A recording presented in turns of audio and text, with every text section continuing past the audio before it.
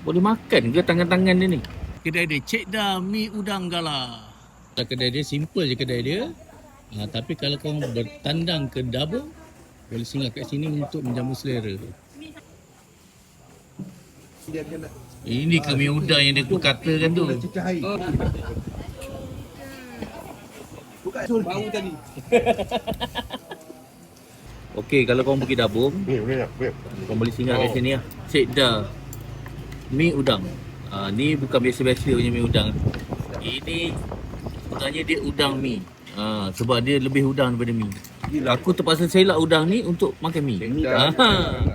Tapi yang lebih mengejutkan ialah satu pinggan udang ni cuma RM15 je. Assalamualaikum, Cik Dah ucap terima kasih banyak kepada Tourism Malaysia kerana sudi datang ke Cik Dah Mi Udang Gala.